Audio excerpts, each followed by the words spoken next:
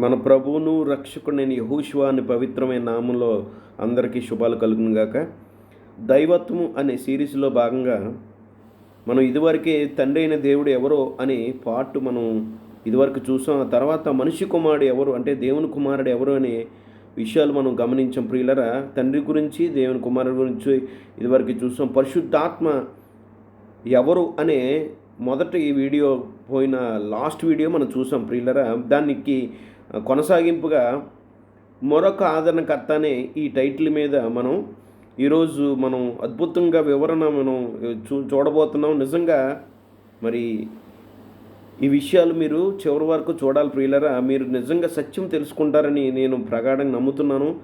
మరి చూడండి, ఇక్కడ వేరొక ఆదరణకర్త అని మనం ఏదైతే యోహాను సువార్త 14, 15, 16 వచనాల్లో అధ్యాయాలు చదువుకుంటామో ప్రియులరా, నిజంగా వేరొక ఆదరణకర్త త్రిత్వం చెప్పినట్టు త్రియేక దేవుడిని నమ్మే క్రైస్తవులు అత్యధికంగా క్రైస్తవులు చెప్పినట్టు పరిశుద్ధాత్మ దేవుడా వేరొక ఆదరణకర్త అంటే గాడ్ ద హోలీ స్పిరిటా, లేదా త్రిత్వంలో మూడో వ్యక్త.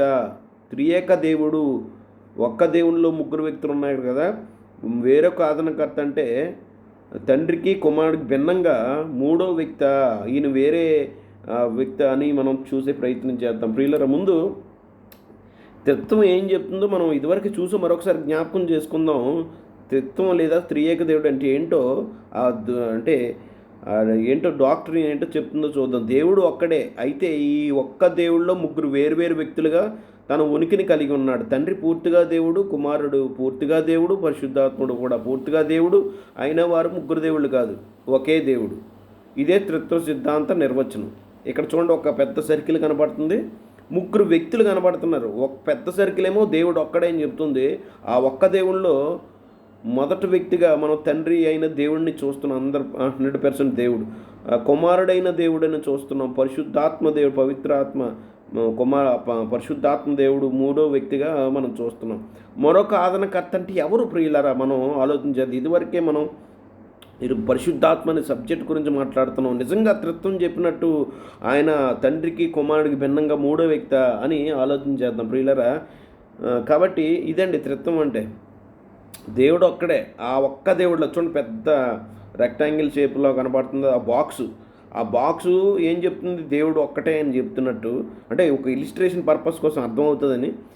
ఇక్కడ మధ్యలో తండ్రి అయిన దేవుడు ఉన్నాడు, తండ్రి అయిన దేవుడు అని ఉన్నారు. తర్వాత రెండో వ్యక్తిగా కుమారుడైన దేవుడు అని ఉంది, మూడో వ్యక్తిగా పరిశుద్ధాత్మ దేవుడు అని ఉంది.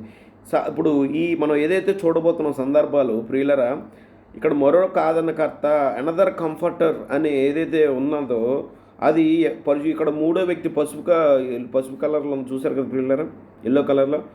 ఆ మూడో వ్యక్తే పరిశుద్ధాత్మ దేవుడు, ఆయన గాడ్ ద హోలీ స్పిరిట్ అని చెబుతారు ప్రియులరా. ఇది ఎంతవరకు వాక్యానుసారం మనం చూద్దాం ప్రియులరా. పరిశుద్ధాత్ముడు అనే సబ్జెక్టు మీద ఇప్పుడు మనం ధ్యానిస్తున్నాం. మనం సబ్జెక్టులోకి వెళ్ళిపోదాం. యోహాను సువార్త 14వ అధ్యాయం 16 నుంచి 21 వచనాలు. మొత్తం యోహాను సువార్త 14 నుంచి 26, 14వ అధ్యాయం 16 నుంచి 26 వచనాలు సందర్భం అంతా చదువుదాం. తర్వాత 15 అధ్యాయంలో కూడా పరిశుద్ధాత్మను గురించి ఇదే సందర్భం 15 అధ్యాయంలో ఉంటుంది, 16 అధ్యాయంలో కూడా. అన్నీ మనం పరిగణలోకి తీసుకుందాం ప్రియులరా, చదువుకుందాం. యోహాను సువార్త 14 అధ్యాయం 16 నుంచి 26 వరకు చదువుదాం. నేను తండ్రిని, అంటే యేసు ప్రభువు వారు చెప్తున్నారు, తండ్రిని వేడుకొందును మీ యొద్ద ఎల్లప్పుడూ నుండుటకై ఆయన వేరొక ఆదరణకర్తను, రకరకాల తర్జుమాలు, అనగా సత్య స్వరూపయగు ఆత్మను, అంటే స్పిరిట్ ఆఫ్ ట్రూత్ మీకు అనుగ్రహించును. లోకము ఆయనను, అంటే ఆదరణకర్తను పరిశుద్ధాత్మను చూడదు, ఆయనను ఎరుగదు. ఆయన చూడదు, ఆయన ఎరుగదు గనుక ఆయన్ను పొందనేరదు. మీరు ఆయనను ఎరుగుదురు, ఆయన మీతో కూడా నివసించును, మీలో ఉండును, మిమ్మును అనాథలుగా విడువను, మీ యొద్దకు వచ్చును. కొంతకాలమైన తరువాత లోకము నన్ను మరి ఎన్నడూ చూడదు, అయితే మీరు నన్ను చూతురు. నేను జీవించుచున్నాను గనక మీరును జీవింతురు. నేను నా తండ్రి యందును మీరు నా యందును నేను మీ యందును ఉన్నామని ఆ దినమున మీరు ఎరుగుదురు. నేను నా తండ్రి యందును మీరు నా యందును నేను మీ యందును ఉన్నామని ఆ దినమున ఎరుగుదురు. నా ఆజ్ఞలను అంగీకరించి వాటిని గైకొనివాడే నన్ను ప్రేమించువాడు. నన్ను ప్రేమించువాడు నా తండ్రి వలన ప్రేమింపబడును, నేనును వారిని ప్రేమించి వారికి నన్ను కనపరుచుకుందును అని చెప్పాను. దాన్ని కంటిన్యూషన్ చూద్దాం. ఇస్కరియోతు కాని యోధ, ప్రభువా, నీవు లోకము కాక మాకు మాత్రమే నిన్ను నీవు కనపరుచుకుంటూకేమి సంభవించనని అడుగగా, యేసు, ఒకడు నన్ను ప్రేమించిన ఎడల వాడు నా మాట గైకొనును, అప్పుడు నా తండ్రి వానిని ప్రేమించు, మేము వాని యొద్దకు వచ్చి వాని యొద్ద నివాసం చేతు. నన్ను ప్రేమింపిన వాడు నా మాటలు గైకొనడు. మీరు నన్ను వినుచున్న మాటలు నా మాటలు కాదు, నన్ను పంపిన తండ్రిదే. నేను మీ యందు ఉండగానే ఈ మాటలు మీతో చెప్పితిని. ఆదరణకర్త అనగా తండ్రి నా నామున పంపబో పరిశుద్ధాత్మ. ఇక్కడ క్లారిటీ వస్తున్న, ఆదరణకర్త అనగా పరిశుద్ధాత్మ సమస్తం మీకు బోధించి నేను మీతో చెప్పిన సంగతులన్నింటినీ మీకు జ్ఞాపకం చేయును అని ఈ సందర్భాలు మనం చూస్తున్నాం. అదే యోహాను సువార్త 15వ అధ్యాయంలో దీని గురించే ఉన్నది. తండ్రి యొద్ద నుండి మీ యొద్దకు నేను పంపబో ఆదరణకర్త అనగా తండ్రి యొద్ద నుండి బయలుదేరు సత్య స్వరూపి ఆత్మ వచ్చినప్పుడు ఆయన నన్ను గుర్చి సాక్ష్యం ఇచ్చును. ఆ యోహాను సువార్త 16:7-8 అయితే నేను మీతో సత్యము చెప్పుచున్నాను, నేను వెళ్ళిపోవటం వలన మీకు ప్రయోజనకరము. నేను వెళ్ళని ఎడల ఆదరణకర్త మీ యొద్దకు రాడు, నేను వెళ్ళిన ఎడల ఆయనను మీ యొద్దకు పంపుదును. చూసారా, నేను వెళ్ళిన తర్వాత తండ్రి యొద్దకి ఆయన్ని పంపిస్తాను. ఆయన వచ్చి పాపముల గురించి, నీతిని గురించి, తీర్పుని గురించి లోకమునకు ఒప్పింపజేయును అని మనం చూస్తున్నాం. ఇక్కడ ఇంగ్లీష్లో కూడా మనం చూద్దాం ప్రియులరా. అండ్ ఐ విల్ చూడండి, ఇక్కడ మనం సాధారణంగా ఇప్పుడు వచనాలు మనం చదివితే మనకేమర్థం అవుతుంది? నేను తండ్రి వద్దకు వెళ్తాను, నేను వస్తాను అనలేదు కదా. అంటే కుమారుడు వేరు, తండ్రి వేరుగా ఉన్నాడు, కుమారుడు వేరుగా ఉన్నాడు.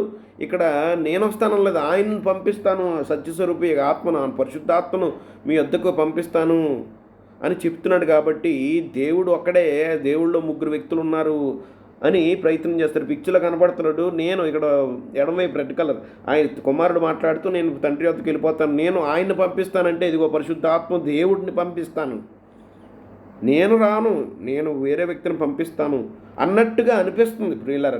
ఎంతవరకు వాస్తవం? చాలా సింపుల్ ఇది అర్థం చేసుకోవడం. నాకు ఇది స్టడీ చేసిన తర్వాత చాలా ఈజీగా అర్థమైంది నాకు ప్రియులారా. కాబట్టి మనం ప్రతి మాటను మీకు వివరిస్తాను ప్రియులారా. ఇక్కడ నేను ఏదైతే హైలైట్ చేశానో ఆ పదాలు మీరు వేరొక ఆదరణకర్త అంటే అనదర్ కంఫర్టర్ అని ఉంది. ఇక్కడ సత్య స్వరూపిగా ఆత్మ. ఆదరణకర్త అంటే ఎవరండి? ఆదరణకర్త అంటే సత్య స్వరూపియగా ఆత్మ, స్పిరిట్ ఆఫ్ ట్రూత్. ఆయన అంటే హీ అని ఉంది. నేను ఐ అని లేదు, అని లేదు, మీ అని లేదు, ఆయనను అని ఉంది. ఆయనను అంటే వేరే వ్యక్తిగా అన్నట్టు మనం కనపడుతుంది ఇక్కడ స్పష్టంగా. వేరొక ఆదరణకర్త ఉంది, అనదర్ కంఫర్ట్ అని ఉంది. నేను ఈ పదాలన్నిటికీ వివరణ ఇస్తాను ప్రియులరా. ఆయనను ఉంది, డ్వెలత్ విత్ యు అని ఉంది. అది ఇంగ్లీష్లో చూద్దాం ప్రియులరా. మిమ్మల్ని అనాథలుగా విడిచిపెట్టను, మీ వద్దకు వస్తానన్నది. ఆయన మీ వద్దకు పంపిస్తాను అంటున్నాడు యేసుప్రభు వారు. ఆయనను అనగా ఆదరణకర్తను పంపిస్తాను అంటున్నాడు. నేను మీ వద్దకు వస్తాను అంటున్నాడు. నేను నా తండ్రి వద్ద వస్తామంటున్నాడు. ఇది అంత కన్ఫ్యూజన్గా ఉన్నట్టు అనిపిస్తుంది ప్రియులర్. మీరు జాగ్రత్తగా సందర్భంగా చదవాలి ప్రియులర్. అందుకనే ఇక్కడ నేను వెళ్ళకపోతే ఆయన రావడం సాధ్యం కాదు, మేము వచ్చి నివాసం చేస్తాము, నేను ఇక్కడ మీతో ఉండగానే ఈ సంగతులు మీకు తెలియజేస్తున్నాను అని అద్భుతమైన వాటిలు చూడండి. ఇక్కడ మీకు ఒక వివరణ ఇవ్వాలి ప్రియులారా. ఇక్కడ మీరు ఈ వచనాలు చదువుతున్నప్పుడు పరిశుద్ధాత్మ అంటే ఎవరో ప్రియులారా, నేను వెళ్ళి ఆయన్ని పంపిస్తానంటే ఈ త్రిత్వవాదులు చెప్పినట్టు 3వ వ్యక్తి వస్తాడా? తండ్రి వద్ద నుంచి ఈయన కాకుండా ఇంకో వ్యక్తి వస్తాడా? మరి ఇది అలాగా అనిపిస్తుంది. ఈ లేఖనాలు చాలా దారుణంగా అపార్థం చేసుకున్నారు క్రైస్తవ లోకం ప్రియులారా. వాక్యాన్ని వక్రీకరిస్తే స్వకీయ నాశనం అని దేవుని వాక్యం చెబుతున్నది. పేతురు రాసిన 2వ పత్రిక దేవుని వాక్యంలో రాయబడింది. వాక్యాన్ని వక్రీకరిస్తే చాలా ప్రమాదకరం అని, స్వకీయ నాశనం అని పేతురు 2వ పేతురు 3వ అధ్యాయంలో రాయబడింది. కాబట్టి ఇక్కడ వేరొక ఆదరణకర్త ఎవరు? మీ ప్రతిదీ వివరిస్తాను. వేరొక ఆదరణకర్త ఎవరు? స్వచ్ఛ స్వరూపి ఆత్మ ఎవరు? ఆయన ఎవరు? వేరే వ్యక్తి. నేను అంటలేదు, నేను మీ వద్దకు ఆయన అంటున్నాడు. వేరే 3వ వ్యక్తిగా మాట్లాడుతున్నాడు. ఇది ఎవరు? ఇది నిజంగా 3వ వ్యక్తి? ఇంగ్లీష్లో ఇక్కడ ఆదరణకర్త అని ఉంది కదా ప్రియులారా, మీరు తెలుగు బైబిల్లో ఆదరణకర్త అని ఉన్న చోట ఒక నెంబర్ రాసి ఉంటుంది, మీరు జాగ్రత్తగా గమనిస్తే. ఆ నెంబరు మీరు చూస్తే కిందన ఫుట్ నోట్ ఉంటుంది. ఆ ఫుట్ నోట్లో ఆదరణకర్తకి మరొక పదం కనబడుతుంది, ఉత్తరవాది అని కనబడుతుంది కదా, ఉత్తరవాది అని కనబడుతుంది. అదే ఇంగ్లీష్లో మనం చూస్తే ఆదరణకర్త అంటే మీకు అర్థం అవ్వాలి. మీరు ఆదరణకర్త అంటే సత్యస్వరూపేగ ఆత్మ, ఆదరణకర్త అన్న సత్యస్వరూపేగ ఆత్మ అన్న పరిశుద్ధాత్మ అన్న ఒకటే. ఎందుకంటే యేసుప్రభు ఆదరణకర్త అనగా మీకు అర్థం అవడం కోసం సత్యస్వరూపేగ ఆత్మ. ఇలాగ ఇక్కడేముంది, ఆదరణకర్త అనగా పరిశుద్ధాత్మ అని ఉంది. కాబట్టి ఆదరణకర్త అన్న సత్యస్వరూపేగ ఆత్మ అన్న పరిశుద్ధాత్మ అన్న ఒకటే అని మీరు గమనించాలి. అయితే ఇంగ్లీష్ తర్జుమాలు మనం చూస్తే ఆదరణకర్త అంటే ఉత్తరవాదం ఉంది. ఇంగ్లీష్లో ఏముందో తెలుసా ప్రియులరా, ఎనదర్ కంఫర్టర్ అని కేజేవీలో ఉంటుంది, అనదర్ కౌన్సిలర్ అంట, అడ్వకేట్ అని వేరే తర్జుమాలు మీకు అన్నిటికీ ఒకే దగ్గర పెట్టి చూపిస్తున్నాను ప్రియులరా, మీరు అర్థం చేసుకోవాలి. ఆదరణకర్త అంటే ఉత్తరవాదం ఉంది, ఉత్తరవాదం అంటే అడ్వకేట్, కౌన్సిలర్ అంటే సలహాదారుడు, హెల్పర్ అంటే సహాయకుడు, ఇంటర్సెసర్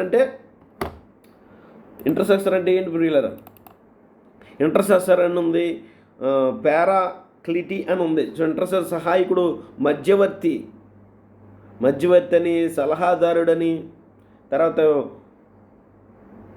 ఉత్తరవాదని, ఇన్ని పదాలు తర్జుమాలు ఉన్నాయి, గమనించాలి.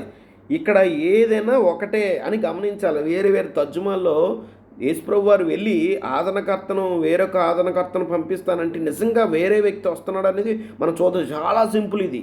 మనం జాగ్రత్తగా వాక్యంతో మనం సరిచూస్తే ఈ త్రిత్వం అనేది కన్ఫ్యూజన్ ఉండదు. ఈ వాక్యాన్ని చూపించి, ఈ సందర్భాలు చూపించి దేవుడు త్రిత్వం ఉన్నాడు, ఒక్క దేవుళ్ళు ముగ్గురు వ్యక్తులు ఉన్నారని త్రిత్వవాదులు చెప్తూ ఉంటారు ప్రియులరా. ఇది ఎంత మాత్రం వాక్యానుసారం కాదని ఈజీగా నిరూపించవచ్చు ప్రియులరా. మనం సత్యాన్ని సత్యంగా స్వీకరించే మనసు మనకు ఉండాలి. మనకున్న ఆలోచనల్ని మనం వాక్యంలో చొప్పించొద్దు. వాక్యం ఏం చెప్తుందో మనం అది స్వీకరించే మనసు మనకు ఉండాలి ప్రియులరా. కాబట్టి ఆదరణకర్త అంటే కంఫర్టర్ అని, కౌన్సిలర్ అని, అడ్వకేట్ అని, హెల్పర్ అని ప్రతి దీనికి వివరిస్తాను. చాలా అద్భుతంగా ఉండబోతుంది ప్రియులరా. ఇంగ్లీష్లో మరి చూశారు కదా, ఇక్కడ ఆదరణకర్త అనే పదము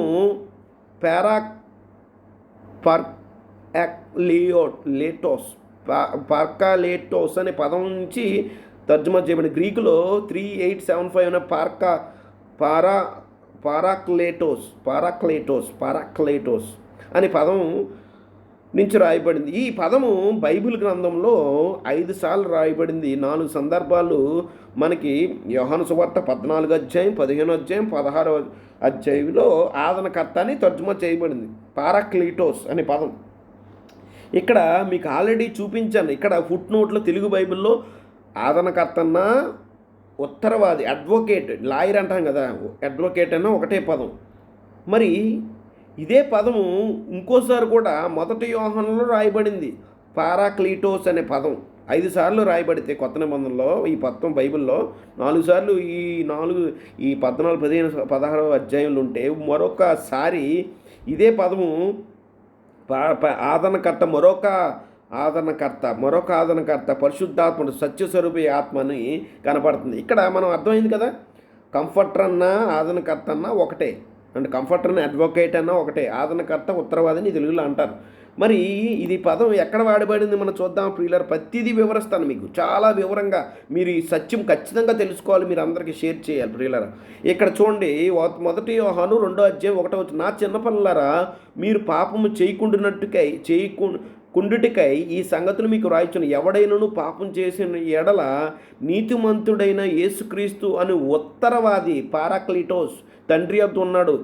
ఇక్కడ మనకి అర్థమైన భాషలో ఇక్కడ కూడా అదే పారాక్లీటోస్ అనే పదం వాడారు. అక్కడ యోహాను సువార్త 14, 15, 16లో ఆదరణకర్తను ఉంది. ఇక్కడేమో అదే పదాన్ని అదే యోహాను ఉత్తరవాది అని రాశాడు. ఇప్పుడు ఉత్తరవాది అని కొంచెం తర్జుమా కాకుండా ఆదరణకర్తను, యేసుక్రీస్తుని ఆదరణకర్త తండ్రి వద్ద ఉన్నాడు.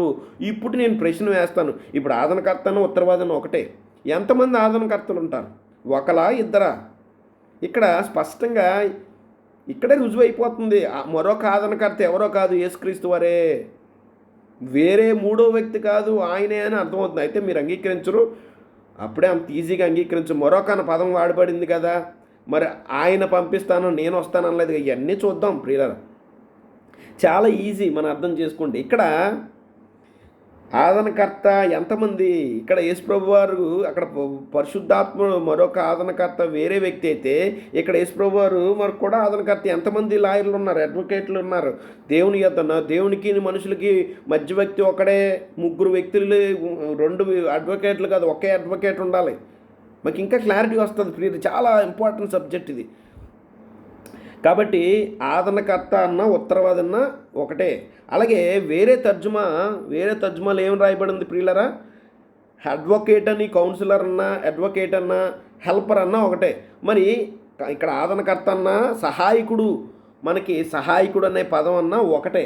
అది ఎలాగ రాయబడింది చూడండి ప్రియులరా. చూడండి, మనకి ఇక్కడ స్పష్టంగా యేసుక్రీస్తు వారి ఉత్తరవాది ఆదరణకర్త అని అర్థమైంది. అయినా కూడా మనం ఇంకా కొంచెం క్లారిటీ మనం చూద్దాం. ఇక్కడ ఆదరణకర్త అంటే సహాయకుడు అని ఉంది, వేరే అర్థం కూడా ఉంది. ఇంగ్లీషు మీరు తర్జుమాలు చూస్తే 14వ అధ్యాయంలో ఆదరణకర్త ప్లేస్ హెల్పర్ అని కూడా కొన్ని తర్జుమాలు చేశారు. యేసుప్రభు వారు, నేను ఆల్రెడీ చెప్పాను, యేసుప్రభు వారు ఆదరణకర్త, ఆయనే ఉత్తరవాది. మీకు ఇంకా అర్థం అవడం కోసం ఇక్కడ చూడండి, ఎందుకు యేసుక్రీస్తు వారు మన ఆదరణకర్తగా క్వాలిఫై అవుతాడు, అర్హత సాధించాడు. ఆయన మాత్రమే, వేరే వ్యక్తి కాదు. ఆయనే మన ఆదరణకర్తగా ఎందుకు ఆయన అర్హత కలిగి ఉన్నాడు అని మనం గమనించినట్లయితే దానికి ప్రధాన కారణం ఉంది ప్రియులరా. హెబ్రీ పత్రిక 2వ అధ్యాయం 18వ వచనంలో, తాను శోధించబడి శ్రమ పొందిన కనుక, అంటే యేసుక్రీస్తు వారు శోధించబడ్డాడు మనలాగే. ఒక పాప అంటే శరీరం, అంటే ఆయన మనలాగా శరీరంతో వచ్చాడు, శరీరంతో వచ్చి శోధించబడ్డాడు మన వల్లే. ఇప్పుడు ఆదాము పెర్ఫెక్ట్గా చేయబడ్డాడు.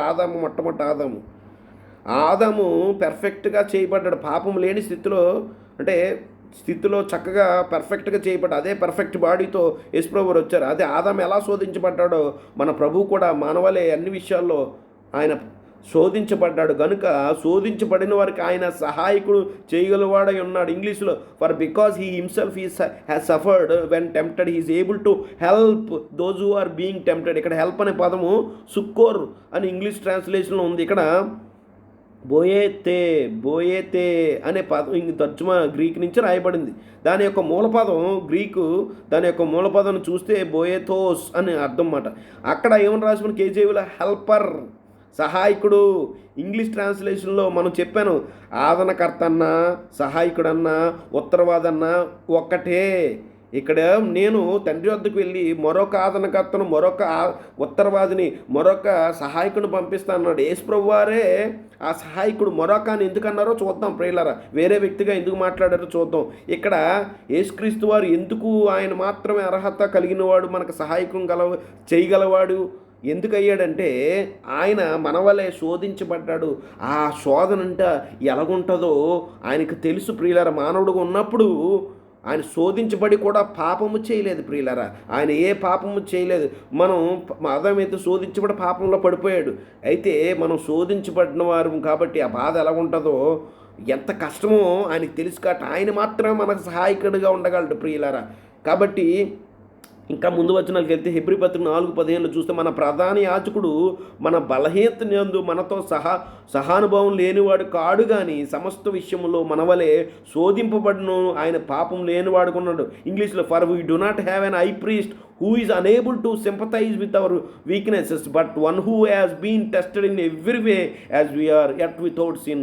ఆయన మన పట్ల సింపతి కలిగి ఉన్నాడు ప్రియులరా. కాబట్టి ఇక్కడ మనం జాగ్రత్తగా పరిశీలిస్తే, మరొక ఆదరణకర్త అన్న యేసుప్రభు వారే అని ఉత్తరవాది మన యొద్ద తండ్రి పాపం చేసిన తండ్రి దగ్గర మన ఉత్తరవాది ఉన్నాడని చెప్పారు. యేసుప్రభు వారే మరొక ఆదరణకర్త అంటే వేరే మూడో వ్యక్తి కాదు. ఇది దుర్బోధ. ఎందుకో నేను నిరూపిస్తాను ప్రియులారా. కాబట్టి మనం వాక్యాన్ని ఒక్కొక్కటిగా చూద్దాం. మరొక ఆదరణకర్త అంటే మీకు ఇంకా వివరిస్తాను, ఇంకా అయిపోలేదు, చాలా వివరణ ఉంది. ఇక్కడ మనం ముందుకు వద్దాం ప్రియులారా. మనం గమనిస్తే ఇక్కడ యోహాను సువార్త,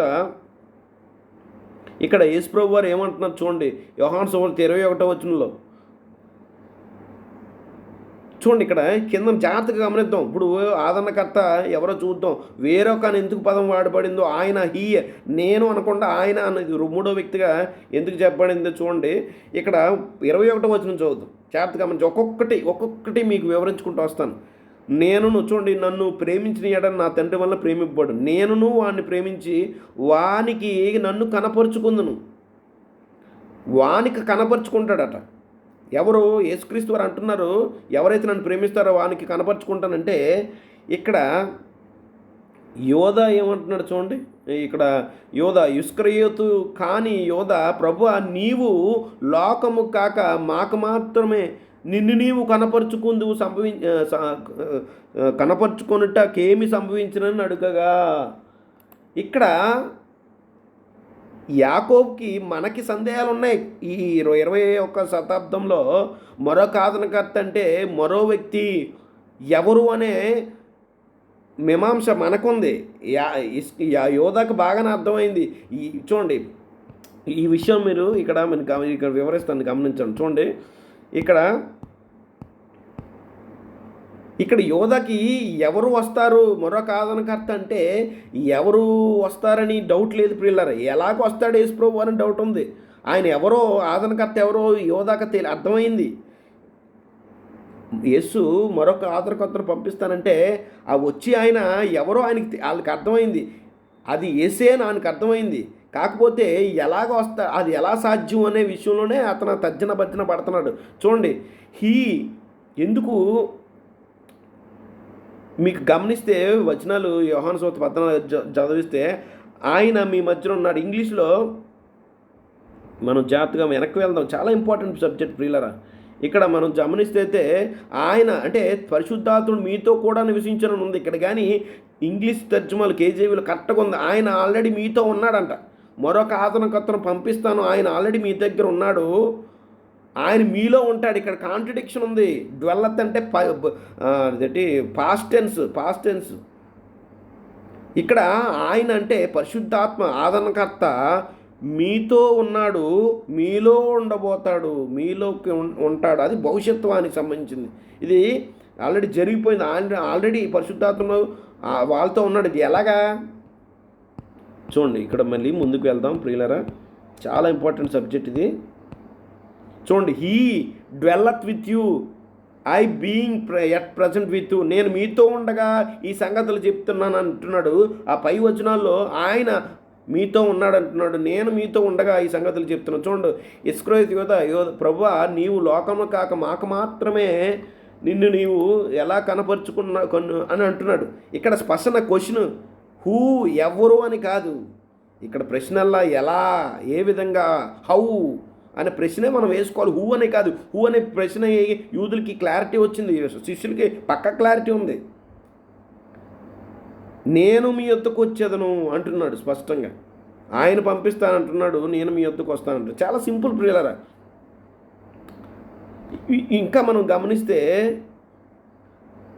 ఆదరణకర్త సహాయకుడిగా ఏదైతే చెప్పబడిందో అవి యేసుప్రభు వారు ఈ విషయాలన్నీ మత్తయి సువార్త 14, 15, 16 మనం చివరి వరకు చదవాలండి. కాంటెక్స్ట్ సందర్భంలో చదవాలి. ఎందుకంటే మనం చివరి వరకు సందర్భంగా చదివితే యేసుప్రభు వారు ఈ మాటలన్నీ నేను వెళ్ళిపోయిన తర్వాత మరొక ఆదరణకర్తను పంపిస్తాను, ఆయన మీ వద్దకు వచ్చినప్పుడు సర్వసత్యంలోనికి నడిపిస్తాడు, ఇవన్నీ చెబుతున్నప్పుడు ఇవన్నీ యేసుప్రభు వారు సరళమైన భాషలో మాట్లాడట్లేదు ప్రియులారా, గూఢార్థంగా మాట్లాడుతున్న సామెతలు చూడండి, ప్రోవర్బ్స్గా చూడండి. ఇక్కడ మనం ఆ సందర్భం చివరిలో యేసుప్రభు ఈ సందర్భం అంతా మనం చివరిని చదివితే యోహాను సువార్త 16 18, 19, 25 కొంచెము కాలమని ఆయన చెప్పుచున్నాడేమిటి, ఆయన చెప్పుచున్న సంగతులు తెలియదని చెప్పుకునేది. వారు తమ అడుగు గోరుచున్నవారు ఏసి ఎరిగి వారి తిట్లను కొంచెము కాలమైన తర్వాత మీరు నన్ను చూడరు, మరి కొంచెమైన కాలం నాకు నన్ను చూచెదరు. ఏంటి నన్ను కొంచెం కాలం అయితే నన్ను చూడరంట అంటే యేసుప్రభు వారిని భౌతికంగా చూడరు, మళ్ళీ తర్వాత చూస్తారు. ఎలాగా? నేను చెప్పిన వాటి గురించి మీరు ఒకరితో ఒకరు ఆలోచించుకుంటున్నారా? ఈ సంగతులు గూఢార్థంగా మీతో అయితే నేను ఇక ఎన్నడూ నువ్వు గూఢార్థంగా మీతో మాట్లాడక తండ్రిని గురించి మీకు స్పష్టంగా తెలియజేయ గడి వచ్చుచున్నది అంటున్నాడు. ఎలాగా? ఈ విషయాలన్నీ మరొక ఆదరణకర్తగా ఇవన్నీ గూఢార్థాలుగా రాయబడ్డాయండి. ఈ విషయాలు యేసుప్రభు వారు చెప్తున్నారు. ఇంగ్లీష్లో I have told you these things. A things? ఈ విషయాలు అంటే ఏ విషయాలు? పరిశుద్ధాత్మ గురించి చెప్తున్న విషయాలన్నీ ఇన్ ప్రోవర్బ్స్, సామెతల రూపంలో, ఇంగ్లీష్లో వేల్డ్ లాంగ్వేజ్. అందుకనే మరొక ఆదరణకర్త అంటే మూడో వ్యక్తి కాదు, ఆయన గురించే మూడో వ్యక్తిగా మాట్లాడుతున్నాడు ప్రియులారా. అందుకని గూఢార్థంగా రాయబడింది ఈ విషయాలన్నీ. యేసుప్రభువు వారు చెప్తున్నాడు. ఇంగ్లీష్లో వెయిల్డ్ లాంగ్వేజ్ అని ఉంది, వేరే తర్జుమాలో. యేసుప్రభువు వారు ఇవన్నీ ఎలా మాట్లాడేట ఫిగర్స్ ఆఫ్ స్పీచ్లో ఉంది, ఫిగరేటివ్ లాంగ్వేజ్లో, యాలగరీస్లో ఉంది, డార్క్ సేయింగ్స్లో, సైమిలిట్యూడ్స్గా ఆయన చెప్పినట్టు యంగ్స్ లిటరల్ ట్రాన్స్లేషన్ అని. ఈ విషయాలన్నీ ప్రియులారా మన ప్రభు అయిన యేసుక్రీస్తు గూఢార్థంగా మాట్లాడుతున్నాడు. కాబట్టి ఆయన గురించే నేనే వస్తాను, నేను మీ యొద్దకు వచ్చేదను అని సందర్భాలు కనబడుతున్నాయి. ఆయన మీ యొద్దకు వస్తాడంటూనే నేను కొద్ది కాలం అయిన తర్వాత నేను మీ యొద్దకు వస్తాను అంటున్నాడు. ఇక్కడ మీరు కాంట్రడిక్షన్ లేదు ప్రియులారా, గమనించాలి. కాబట్టి ఆదరణకర్త మరెవరో కాదు, ఆత్మరూపంలో ఉన్న మెస్సియా మూడో వ్యక్తిగా అన్నట్టుగా యేసు తనను గూర్చి తాను మాట్లాడుతున్నాడు గూఢార్థంగా. ఆయన మరలా తిరిగి వచ్చేది శరీరంతో కాక ఆత్మగా వస్తున్నాడు. కాబట్టి అయితే మీకు ఇంకా డౌట్ ఉంది, మరి మరొక అని ఎందుకు పదం వాడారు? అనదర్ ఆదరణకర్త అంటే మాకు అర్థమైంది అనుకుందాం. మరొక అనదర్ అని ఎందుకు? ఆయన అయ్యుంటే నేనే అనొచ్చు కదా, అనదర్ అని ఎందుకు వాడబడిందని చూద్దాం ప్రియులారా. చాలా ఈజీ. వేరే బైబిల్లో వేరే సందర్భాల్లో కూడా ఈ సందర్భంగా ఒకే వ్యక్తి గురించి మాట్లాడుతూ మూడో వ్యక్తిగా అన్నట్టు, వేరే వ్యక్తిగా అన్నట్టు కనపడింది మరొక రూపం అని చూడండి. ఇక్కడ మార్కు సువార్త 16:12-13లో ఆ తర్వాత వారిలో ఇద్దరు ఒక పల్లెటూరికి నడిచిపోచుండగా, అంటే తెలిసి అమ్మాయికి పోయే దారిలో ఇద్దరు వెళ్తున్నప్పుడు యేసుక్రీస్తు వారు, ఆయన అంటే యేసుక్రీస్తు వారు మరో రూపం గలవాడే వారికి ప్రత్యక్షమైన. వారు వెళ్ళి తక్కిన వారిని ఆ సంగతులు తెలియజేసారు, కానీ వారు వీరి మాటలైన నమ్మకపోయారు. ఆఫ్టర్ దీస్ థింగ్స్ హీ అంటే యేసుక్రీస్తు వారు appeared in another form two of them as they were walking into the country. చూడండి, ఇక్కడ యేసుక్రీస్తు వారు మరొక ఆదరణ, అనదర్ కంఫర్టర్. అంటే ఏసే ఇక్కడ యేసుప్రభు వారే అనదర్ వేరే. అందుకనే అనదర్ ఆ మరొక ఆదరణకర్త అని ఎందుకు అన్నాడంటే ఆయనలాగా శరీరంగా రారు, ఆయన ఆత్మరూపిగా వస్తాడు. కాబట్టి అనదర్ కంఫర్టర్, మరొక ఆదరణకర్త అని పదం వాడారు. చూడండి, ఒకే వ్యక్తి ఇక్కడ మాట్లాడుతుంది కూడా. ఇక్కడ యేసుప్రభు వారు అనదర్ ఫాములో మరొక రూపంలో ఆయన వారికి కనపడినట్టు మనకి స్పష్టంగా అర్థమవుతుంది. ఈ విషయాలు మీకు అర్థం చేసుకోవాలి. బైబిల్ వేరే పాత నిబంధనలో కూడా ఈ సందర్భం కనపడుతుంది.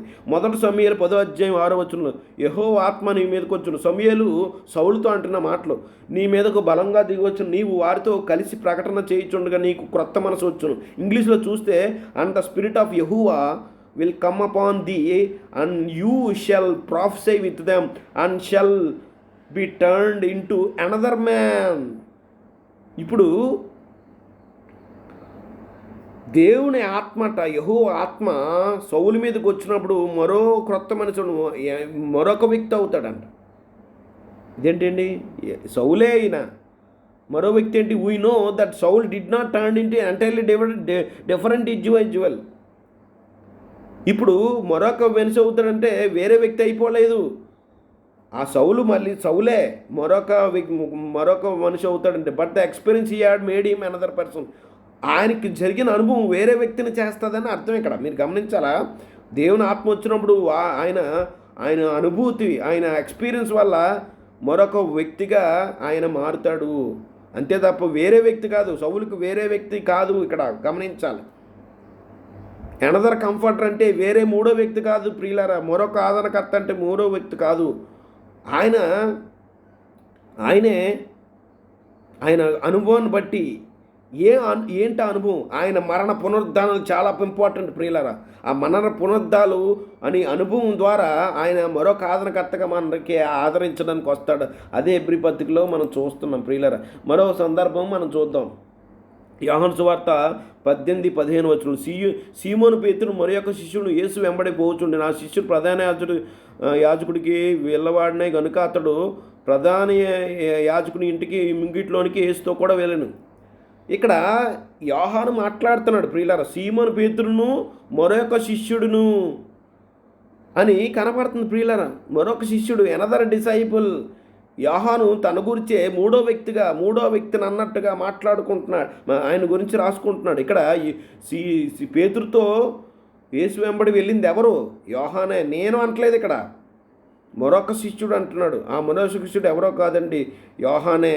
ప్రియులారా, ఇక్కడ మీకు 3 సందర్భాలు చూపించాను కాబట్టి మరి ఇది గమనించాలి. యేసుప్రభు వారు ఇక్కడ మరొక ఆదరణకర్త అని ఎందుకు అనాల్సి వచ్చాడంటే, యేసుప్రభు వారే నేనే ఆయన అన్నట్టు మూడో వ్యక్తిగా మాట్లాడుతున్నాడు. మీకు ఇప్పుడు సమ్మరీ చేస్తాను, సారాంశము ఈ 14-15 వచనాలు మీకు చూపిస్తాను. చూడండి, ఈ బాక్స్ చూడండి. యేసుప్రభు వారు ఈ 14 అధ్యాయం 15-16 వచనాలు మరొక ఆదరణకర్త అని అంటూనే చూడండి, ఇక్కడ యేసుప్రభు వారు లోకము నన్ను మరి ఎన్నడూ చూడదంటున్నాడు. ఇక్కడ యేసుప్రభు తన గురించి తాను చెబుతూ 18వ వచనంలో లోకము నన్ను మరి ఎన్నడూ చూడదంటున్నాడు భౌతికంగా. ఇక్కడ 17వ వచనంలో లోకం ఆయన చూడదంటున్నాడు. ఇక్కడ 19వ వచనంలో మీరు నన్ను చూతురు అంటున్నాడు. అంటూనే మీరు ఆయన్ని ఎరుగుదురు అంటున్నాడు. ఇక్కడ కంపారిజన్ చేయండి. మీ యొద్దకు వత్తును, మరొక ఆదరణకర్త వత్తును 16వ వచనంలో. ఇక్కడ యేసుప్రభు వారు నేను మరొక ఆదరణ పంపిస్తానంటూనే నేను మీ యొద్దకు వస్తానంటున్నాడు. నేను మీ యందు ఉన్నానని అప్పుడు మీరు తెలుసుకుంటారని 20వ వచనంలో. అయితే ఆయన మీతో కూడా నివసించిన మీలో ఉండును అని 17వ వచనంలో ఉంది. నేను యుగ సమాప్తి వరకు సదాకాలం మీతో ఉంటాడు, మీరు యొద్ద ఎల్లప్పుడూ సదాకాలం ఉండుటకే మరొక ఆదరణకర్తను పంపిస్తానని యేసుప్రభు వారు అంటారు. యేసుప్రభు వారే మరొక వ్యక్తిగా మాట్లాడుతున్నట్టు ఇక్కడ కంపారిజన్ చేస్తే మీకు ఈజీగా విషయం అర్థమవుతుంది. ప్రియులారా, చాలా ఈజీ మీరు అర్థం చేసుకోవడం. మీకు ఇంకా అయిపోలేదు, మీకు ఇంకా వివరిస్తాను. చూడండి, యోహాను సువార్త 17వ అధ్యాయం 1వ వచనంలో చూడండి. యేసు ఈ మాటలు చెప్పి ఆకాశం వైపు కన్నులెత్తి ఇట్లైన తండ్రి నా గడి వచ్చి ఉన్నది, నీ కుమారుడిని మహింపరచున్నట్లు నీ కుమారుని మహింపరచుము. నీవు నీ కుమారుని గురించి వారి అందరికీ ఆయన నిత్యజీవం అనుగ్రహించినట్టు సర్వసరి మీదను ఆయనకు అధికారం ఇచ్చితివి.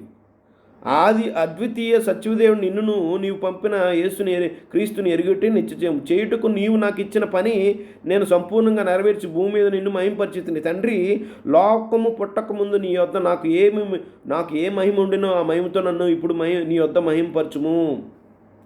ఇక్కడ మనకు తెలుసు, గెత్సెమనే తోటలో ఆయన ప్రార్థన చేస్తూ మనం మాట్లాడుతున్న సందర్భాలు మనకు తెలుసు. నీ కుమారుని మహింపరచును 1వ వచనంలో ఇంగ్లీష్లో చూద్దాం. when Jesus has spoke this word, he lifted up his eyes to heaven and said, Father, the hour has come, glorify your son, that the son may be glorify you, since you have given him authority over all flesh. మరొక ఆయనను పంపిస్తాను. Him అనే పదం మీద ధ్యానం చేద్దాం. ఆయనను అనంటున్నాడు ఏంటి ఇక్కడ చూడండి. ఇక్కడ given him all authority over all flesh to give eternal life to all whom you have given him, and this is eternal life, that they know you the only true God and Jesus Christ whom you have sent. I glorified you on the earth, have accomplished the work that you have gave me to do, and now Father, glorify me in your own presence with the glory that I had with you before the world existed. ఇక్కడ ఆయనను పంపిస్తానండి. ఇక్కడ కూడా మనం ఈ సందర్భంలో చూస్తే యేసుప్రభు వారు తన్ను తాను మూడో వ్యక్తిగా మాట్లాడుకున్నాడు. చూడండి, తండ్రికి ప్రార్థన చేస్తూ నీ కుమారుని మహింపరచు అని 1వ వచనంలో కనపడు. 3వ వచనంకి వచ్చినప్పుడు మాత్రం ఆయన నిత్యజీవం అనుగ్రహించినట్లు, నేను నిత్యజీవం అనుగ్రహించినట్లు సర్వ శరీరుల మీదను నాకు అధికారం ఇచ్చితే అనట్లేదు. ఇక్కడ గివెన్ హిమ్, ఆయనకు అధికారం ఇచ్చితివి, ఆయనకు అని మనకు కనపడుతుంది. నాకు అధికారం ఇచ్చితే అంటే ఇక్కడ మళ్ళీ కింద వచ్చిన 4-5 వచనాలు మనం గమనిస్తే ఆయన మాత్రం ఇక్కడ మళ్ళీ మొదటి వ్యక్తిగా మాట్లాడుతున్నాడు. నాకు ఇచ్చితివి, నాకు సంపూర్ణంగా నెరవేర్చి భూమి మీద మహింపరిచితివి నన్ను అని మళ్ళీ మొదటి వ్యక్తిగా మాట్లాడుతున్నాడు. యూదులకి ఇది చాలా సందర్భాలు ఇలా వాడతారు. ఒక వ్యక్తే మూడో వ్యక్తిగా అన్నట్టు మాట్లాడే వాళ్ళ కల్చరు వాళ్ళకి ఉంది. ప్రియులారా, ఇది మనకే అర్థం కాలేదు విషయం. ఇక్కడ మీరు గమనించండి, యేసుక్రీస్తు వారు తండ్రికి ప్రార్థన చేస్తున్నప్పుడు ఆయనకి నన్ను మహింపరచు అని తన గురించి మొదటి వ్యక్తిగా మాట్లాడుకుంటూ సడన్గా 3వ వచనంకి వచ్చినప్పటికీ ఆయనకి అధికారం ఇచ్చేటివి, ఆయన సమస్తమును ఆయన సర్వసర్వీని ఆయనకి అధికారం ఇచ్చే, ఆయన నిత్యజీవం అనుగ్రహించినట్లు అంటూ 3వ వ్యక్తిగా అన్నట్టు తన గురించి తానే మాట్లాడుతున్నాడు యేసుప్రభు వారు. ఇక్కడ మీకు అర్థం కావాలి ప్రియులారా, ఇంకా చాలా సందర్భాలు మీకు చూపిస్తాను. చూడండి, ఇక్కడ లోక 18:8 ఆయన వారికి త్వరగా న్యాయం తీర్చును. ఆయన వారి విషయమే కదా ఆయన దీర్ఘశాంతం చూపించున్నాను మీతో చెప్తున్నాను. అయినను మనిషి కుమారుడు వచ్చినప్పుడు ఆయన భూమి మీద విశ్వాసం కనుగొందునా. I tell you that he will swiftly grant them justice nevertheless when the son of man comes will he find the faith on earth. ఇక్కడ శిష్యులతో మాట్లాడుతున్న సందర్భంలో మరి ఆయన మనిషి కుమారుడు ఆయన తిరిగి వచ్చినప్పుడు అక్కడ రెండో రాకడలో మనుషులకి విశ్వాసం ఉండదు, చాలామందికి విశ్వాసం కనపడదు. ఆయన విశ్వాసం కనుగొందని అంటున్నాడు. ఆయన మూడో వ్యక్తిగా మాట్లాడుతున్నాడు. ఇక్కడ ఎవరంటే ఆయన అంటే వేరే వ్యక్తి. యేసుప్రభు వారు వచ్చినప్పుడు తన గురించి తానే చెప్పుకుంటున్నాడు. ఇక్కడ ఆయన అంటున్నాడు నేను భూమి మీదకి వచ్చినప్పుడు విశ్వాసం కనుగొందనా అని అనాలి కదా. మరి ఆయన ఏంటి యేసుప్రభు వారు ఏంటి మూడో వ్యక్తిని అన్నట్టు ఆయన వచ్చినప్పుడు ఆయన విశ్వాసము కనుగొందునా అంటున్నాడు. ఏంటి మనిషి కుమారుడు అంటే నేననొచ్చు కదా, వేరే వ్యక్తిని అన్నట్టు మనిషి కుమారుడు వేరే వ్యక్తి. ప్రియులారా, మనిషి కుమారుడు వచ్చినప్పుడు అంటున్నాడు, నేను వచ్చినప్పుడు అంటలేదు. మనిషి కుమారుడు వచ్చినప్పుడు ఆయన విశ్వాసం కనుగొందునా అంటున్నాడు. Will he find the faith అంటున్నాడు. ఆయన కనుగొంటాడు అంటాడేంటి. ఐ విల్ సెండ్ హిమ్, నేను ఆయన్ని పంపిస్తాను, నేను తండ్రి వద్దకు వెళ్ళి ఆయన పంపిస్తాను అంటున్నాడు మూడో వ్యక్తిని అన్నట్టు. కానీ ఇక్కడ మాటలు మనం చూస్తే ఆయన ఒక విశ్వాసం కనుగొందని అంటాడు. యోహాను సువార్త 4:10 కూడా అందుకు యేసు నీవు దేవుని వరమును నాకు దాహమునికి ఇమ్మని నిన్ను అడుగుచున్నవాడు ఎవడో అది నీవు ఎరిగి ఉంటే నీవు ఆయనను అడుగుదు, ఆయన నీకు జీవజలం ఇచ్చును. ఇక్కడ ఒక సమరయ స్త్రీ నీళ్ళు తోడుకుని ఇచ్చినప్పుడు నాకు నిత్యజీవం నీళ్ళు ఇవ్వమని అడుగుతున్న సందర్భంలో యేసుప్రభు వారు అంటున్నారు. ఇక్కడ చూడండి, Jesus answered if you knew the gift of God who is saying to give me a drink you will ask him and he will give you living water. తన గురించి తాను ఆయన్ని అడిగితే ఆయన అడుగుదు, ఆయన నీకు జీవజలం ఇస్తాడని తన గురించి చెప్తున్నాడు. నువ్వు ఎవరైతే దాహం ఇమ్మని అడుగుతున్నావో ఆయనే నేను అంటున్నాడు. నేనే ఆయన్ని అనట్లేదు, ఆయన నీకు ఇస్తాడంటున్నాడు. ఇక్కడ మూడో వ్యక్తిగా యేసుప్రభు తన గురించి తానే మాట్లాడుకుంటున్న సందర్భం కనబడుతుంది. అది మత్తయి సువార్త 17:22 as they were meeting in Galilee Jesus told them the son. వారు ఈ సందర్భం మాత్రం చదువుదాం ప్రియులారా. మత్తయి సువార్త నేను బైబిల్ చేస్తాను. మత్తయి సువార్త 17 తెలుగులో చదువుదాం. 22 మీకు అసాధ్యమేది నిత్యం. వారు గలిలీలో సంచరించుండి యేసు మనుషుల చేతికి అప్పగించబోచున్నారు. వారు ఆయన చంపుదురు, మూడో దినాన ఆయన లేచునని వారితో చెప్పగా వారు దుఃఖపడిరి. యేసుప్రభు వారు శిష్యులతో మాట్లాడుతున్న సందర్భం తన గురించే తాను చెప్పుకుంటూ మనిషి కుమార్ నన్ను చూడండి, ఇక్కడ వచనాలకు జాగ్రత్తగా చదవాలి. వారు గలిలీలో సంచరించుండగా ఎవరు శిష్యులు వారు సంచరించకుండా యేసు నన్ను మనుషుల చేతికి అప్పగించబోతున్నారు, మనిషి కుమారుడు మనుషుల చేతికి అప్పగించబోతున్నాడు, వారు ఆయన చంపుతారు. నన్ను చంపుతారు అనట్లేదు ఇక్కడ, నన్ను చంపుతారు, మూడో దినమున నేను లేస్తాను, నేను మనుషుల చేతికి అప్పగించబడతాను అంటలేదు. చేత గమనించాను ప్రియులారా. యేసుప్రభు వారు తన గురించి తాను చెప్తూ నేను మనుషుల చేతికి అప్పగించబడబోతున్నాను శిష్యులారా, వారు నన్ను చంపేస్తారు, మూడో దినాన నేను తిరిగి లేస్తానని చెప్పట్లేదు. ఈ విషయాలు వారికి అర్థమైంది. ఆయనను చంపుతారు, ఆయన చంపుదురు, ఆయన తిరిగి లేగిస్తాడు, మనుష్య కుమారుడికి మనుషుల చేతికి అప్పగించబడతారా అని అంటలేదు. యేసుప్రభు వారు తన గురించే చెప్పుకుంటూ ఏమంటున్నాడు మీరు జాగ్రత్తగా సందర్భం చదవండి. యేసుప్రభు వారు శిష్యులతో తాను గురించే ప్రకటించు, మనిషి కుమారుడు మనుషుల చేతికి అప్పగించబోతున్నాడని మూడో వ్యక్తిగా ఎందుకు మాట్లాడుతున్నాడు. నేను మనుషుల చేతికి అప్పగించబడబోతున్నానని డైరెక్ట్గా తన గురించి తాను చెప్పుకున్నప్పుడు నేనన్ను వాడచ్చు కదా. మనిషి కుమారుడు మూడో వ్యక్తిగా అన్నట్టు వేరే వ్యక్తి అన్నట్టు ఎందుకు మాట్లాడుతున్నాడు. వారు ఆయనను చంపుతారని ఎందుకంటే మూడో వ్యక్తి అసలు ఎవరిని చంపుతారు. యేసుప్రభు వారినే కదా మనుషుల చేతికి అప్పగించబడతారు, చంపబడేది. వారు ఆయన చంపుతారంటున్నాడు ఏంటి. యేసుప్రభు వారు ఆయన గురించే చెబుతూ నన్ను చంపుతారు, నేను మళ్ళీ తిరిగి లేస్తానని అనకుండా ఆయన తిరిగి లేస్తాడని మూడో వ్యక్తినే తన గురించి కాదు అన్నట్టు వేరే వ్యక్తిని అన్నట్టు ఎందుకు మాట్లాడుతున్నాడు యేసుప్రభు వారు. మీరు ఆలోచన చేయండి ప్రియులారా. ఈ సందర్భాలన్నీ మీరు అర్థం చేసుకుంటే కానీ మీకు అర్థం కాదు ప్రియులారా. ఇంకా మీకు ముందుకు వెళ్తే చూపిస్తాను. మత్తయి సువార్త 9:2-6 ఇదిగో జనులు పక్షవాయువుతో మంచం పట్టిన ఒకడిని ఆయన యొద్దకు తీసుకొచ్చి యేసు వారి విశ్వాసం కుమారుడా ధైర్యంగా ఉండము, నీ పాపం క్షమించబడిన పక్షగలవాడిని ఆయనతో చెప్పిన. ఇదిగో శాస్త్రుల్లో కొందరు ఇతడు దేవదోషం చేయించున్న తనలో తాము అనుకోనగా యేసు వారి తలంపును గ్రహించి మీరెందుకు మీ హృదయంలో చూడండి ఒక అస్వస్థత ఉన్న వ్యక్తిని తీసుకొచ్చి నీ పాపం క్షమించబడ్డ ఉన్నాయని యేసుప్రభు వారు క్షమాపణ ప్రకటించాడు. ఆయన పాపములు క్షమించాడు యేసుప్రభు వారు. ఆ పక్కన ఉన్న శాస్త్రులు పరిశీలు కొంతమంది చూసి ఇతను దేవదోషం చేస్తున్నాడు అని తమలో తాము అనుకున్నారట.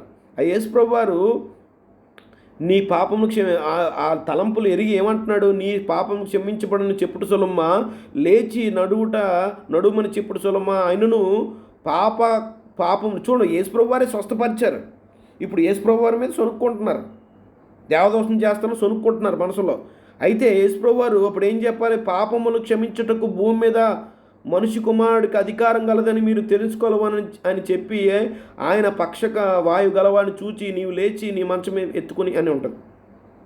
ఈ సందర్భం మనం చదివితే ప్రియులరా, యేసుప్రభు వారు ఒక వ్యక్తిని నీ పాపాలను క్షమించబడ్డవి ఉన్నాయి అని అంటే పరిశీలు శాస్త్రులు కొంతమంది ఈయన దేవదోషం చేస్తున్నాడు, దేవుడు అక్కడే కదా క్షమించగలడు, ఈనేటి నేను క్షమిస్తున్నాడు మనసులో అనుకున్నప్పుడు యేసుప్రభు వారు అంటున్నాడు, నాకు పాపమును క్షమించడానికి నాకు అధికారం ఉంది, మీరు నా గురించి కదా సొనుక్కుంటున్నారు, నాకు అధికారం ఉంది అని అంటలేదు. మూడో వ్యక్తిని అన్నట్టు, వేరే వ్యక్తిని అన్నట్టు మనిషి కుమారుడికి అధికారం ఉంది అంటున్నాడు. యాక్చువల్గా నాకు ఆయన గురించే మాట్లాడుకుంటున్నాడు. ఇక్కడ మనిషి కుమారుడు అధికారం ఉందంటే వేరే వ్యక్తి గురించి మాట్లాడట్లేదు, ఆయన గురించి ఆయనే మాట్లాడుకుంటూ నాకు పాపము క్షమించే అధికారం, నాకు అధికారం ఇవ్వబడింది అనకుండా మనిషి కుమారుడికి ఇవ్వబడింది అంటే తాను మూడో వ్యక్తిగా అన్నట్టు, వేరే వ్యక్తిని అన్నట్టు తాను గురించి తానే మాట్లాడుకుంటున్నాడు. ఈ సందర్భం ఎన్ని సందర్భాలు మీకు చూపించారు ప్రియులారా, మీరు సత్యము గ్రహించాలి. ఇంకా మీకు సందర్భాలు చూపిస్తాను చూడండి. మత్తయి సువార్త 24:3 నుంచి 37 కలిపి చదువుతాం. ఆయన ఒలీవల కొండ మీదకి కూర్చున్నప్పుడు శిష్యులు ఆయన యొద్దకు ఏకాంతంగా వచ్చి, ఇవి ఎప్పుడు జరుగును, నీ రాకడకు నీ యుగ సమాప్తికి సూచనలు ఏమని మాతో చెప్పమనగా యేసుప్రభు వారు శిష్యులు అడుగుతారు, ప్రభువా నీ రాకడకు సూచనలు ఏంటి, ఇవన్నీ నువ్వు చెప్పిన సంగతులు ఎప్పుడు జరుగుతాయి అని అంటే యేసుప్రభు వారు ఇప్పుడు యేసుప్రభు వారినే కదా డైరెక్ట్గా అడిగారు. ఇప్పుడు యేసుప్రభు వారు ఏం చెప్పాలి, ఆయన్నే అడిగినప్పుడు నువ్వు ఇవన్నీ నీ రాకడికి వారు క్లారిటీగా అన్నాడు, నీ రాకడ ఎప్పుడు జరుగుతుంది, యుగ సమాప్తి ఎప్పుడు జరుగుతుంది అన్నప్పుడు యేసుప్రభు వారు ఏమన్నారు చూడండి.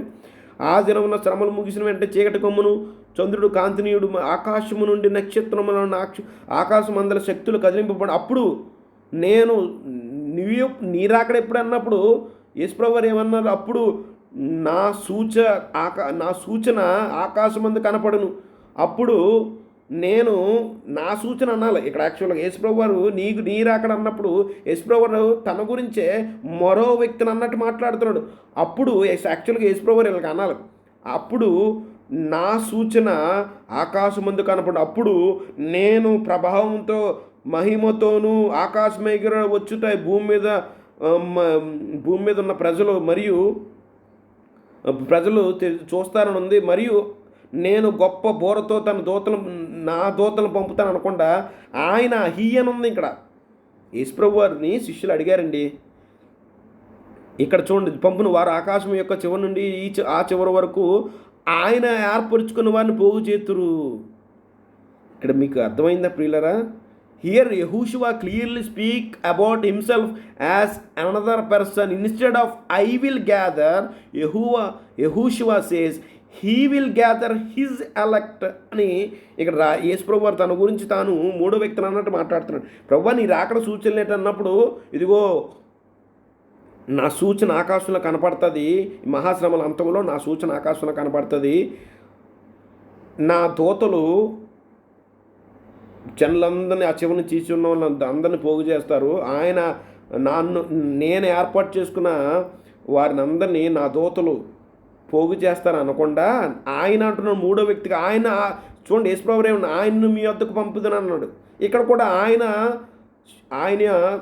ఏర్పరచుకున్నాని ఆయన దూతలు సమకూరుస్తారని ఉంది. ఇక్కడ యేసుప్రభు వారు ఆయనను పంపిస్తాను మీ వద్దకు అంటున్నాడు. యేసుప్రభు వారు ఆయనను ఎందుకు అన్నాడు, నేనే వస్తానన్నాడు అనొచ్చు కదా అంటే అన్నాడు నేను మీ వద్దకు వచ్చేదని అన్నాడు. ఇక్కడ కూడా సందర్భంలో మీరు చదివితే యేసుప్రభు వారు మూడో వ్యక్తిని అన్నట్టు మాట్లాడుతున్నాడు స్పష్టంగా. ఇంకా అయిపోలేదు, ఇంకా చాలా విషయం ఉంది ప్రియులారా. ఇక్కడ మత్తయి సువార్త 16:27 ఒక మనిషి కుమారుడు తన తండ్రి మహిమ గలవాడి తన దూతలతో కూడా రాబోతున్నాడు. అప్పుడు ఇప్పుడు ఆయన అంటున్నాడంటే మళ్ళీ మన నేనే అనొచ్చు కదా. ఎవరు క్రియలు చొప్పున వారికి ప్రతిఫలం for the son of man is going to come with his angels in the glory of his father then he shall come to you, he will be in you. ఆయన మీలో ఉంటాడు, పరిశుద్ధాత్ముడు, నేను కాదు అని అనలేదు అక్కడ. ఆయన ఉంటాడంటే యాక్చువల్గా యేసుప్రభు తన గురించి తానే చెప్పుకుంటాడు. హియర్ యెహోషువ clearly speaks about himself as another person instead of I will reward. నేను యెహోషువ సేస్ హీ విల్ రివార్డ్ అని ఉన్నది. నేను ఎవడు క్రియలు చొప్పున వాడికి ప్రతిఫలం ఇస్తాను, నేను ఇస్తాను అనకుండా ఆయన ఇస్తాడని ఉంది.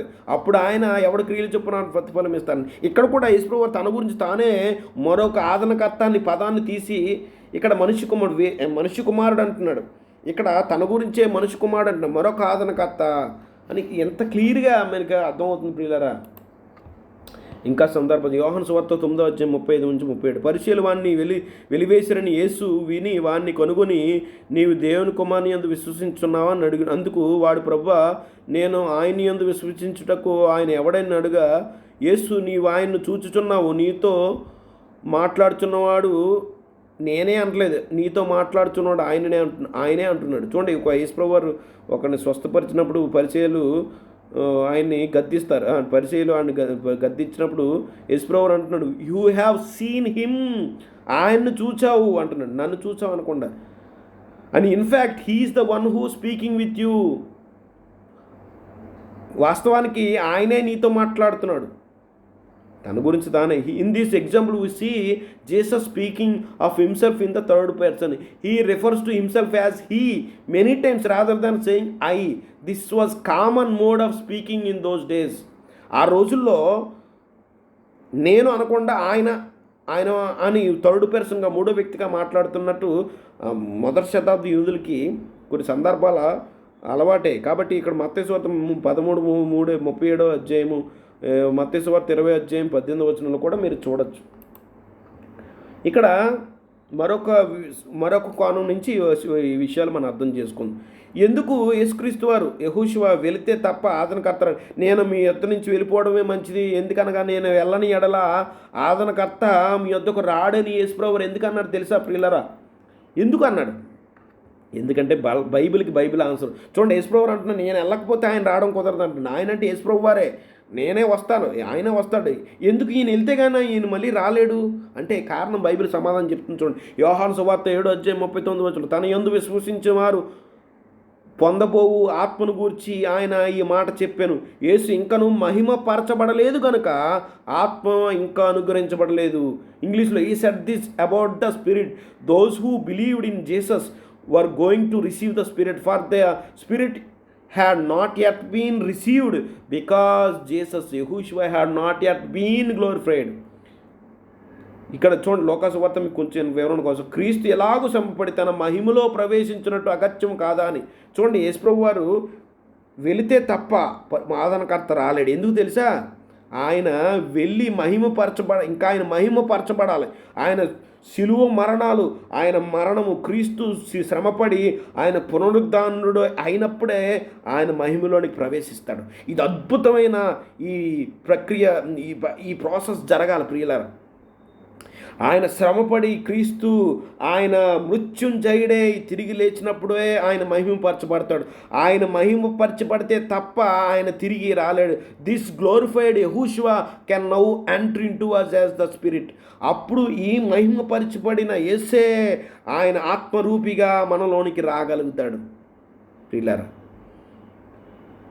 యేసుప్రభు నేను వెళ్తే తప్ప ఆయన మీ వద్దకు రావడం కుదరదు అని యేసుప్రభు ఎందుకన్నాడంటే, యేసు మరి ఇక్కడ వచనం చదివితే ఆయన ఇంకా మహిమపరచబడలేదు. మహిమపరచబడేది ఎప్పుడు? శ్రమపడి తన మహిమలో ప్రవేశించిన అగత్యము, క్రీస్తు శ్రమపడి మృతులై వాక్యలేఖనాల 3వ రోజు తిరిగి లేచిన తర్వాత ఆయన మహిమపరచబడతాడు. అందుకే తండ్రికి ప్రార్థన చేశాడు, నేను నిన్ను మహిమపరచున్నా నువ్వు కూడా మహిమపరచు అని. చూడండి, ఆయన మహిమలో ప్రవేశిస్తే తప్ప ఆయన ఇప్పుడు ఏదైతే మహిమపరచబడిన యేసు మనలోనికి ఆత్మరూపిగా రాగలుగుతాడు. చూడండి, ఈ వచనాలు మీకు క్లారిటీ ఇస్తాను. 1 కొరింథీ 15:45 ఇందు విషయమే ఆదాము మొదట మనుష్యుడు జీవించు ప్రాణి ఆయన వ్రాయబడింది. కడపటి ఆదాము జీవింపజేసే ఆత్మాయను. Yes amen. మరి లోకా 8:55 చూడండి, ఈ సందర్భం కనపడింది. ఎందుకంటే జీవింపజేయ ఆత్మట. ఆత్మే జీవమై ఉన్నది మనం గ్రహించాలి. ఆమె చూడండి, ఒక సందర్భం చెప్తున్న, ఆమె ప్రాణము తిరిగి వచ్చిన, ప్రాణం అని ఉంది ఇంగ్లీష్లో, స్పిరిట్ అని ఉంది, తిరిగి వచ్చినాడు కనుక వెంటనే ఆమె లేచినప్పుడు ఆయన ఆమెకు భోజనం పెట్టమని ఆజ్ఞాపించను. Our master became a life giving spirit so that he could enter into us to be our life.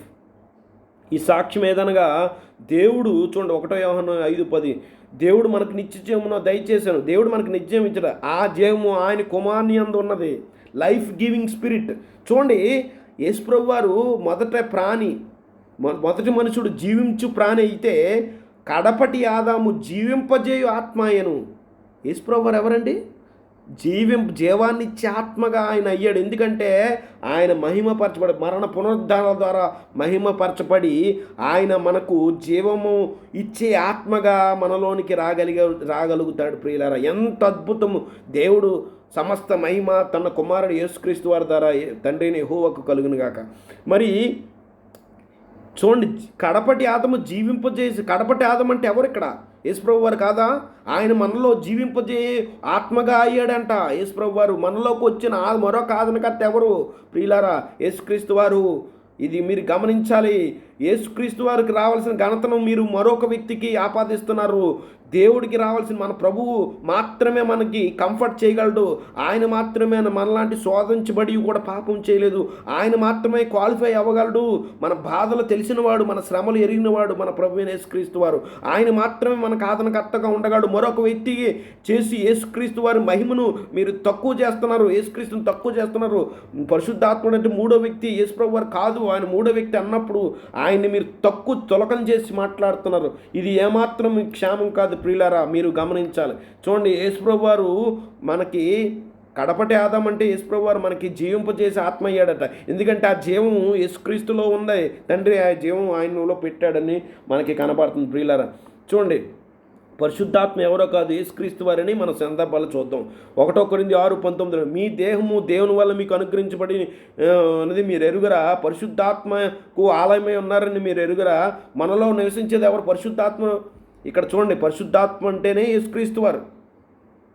కడపటి ఆదాము జీవింపజేసి ఆత్మ అయ్యారు. ఎలాగా?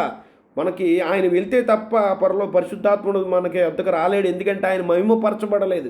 మహిమపరచబడిన తర్వాతే ఆయన జీవింపజే ఆత్మగా మనలో కొన్నాడు అని మీరు సత్యాన్ని మీరు గ్రహించాలి.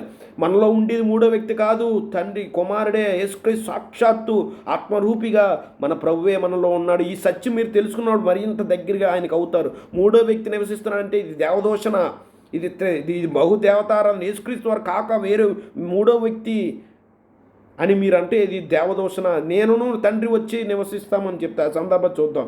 మన హృదయంలో ఉండేది ఎవడు? పరిశుద్ధాత్మ. పరిశుద్ధాత్మ ఎవరండి?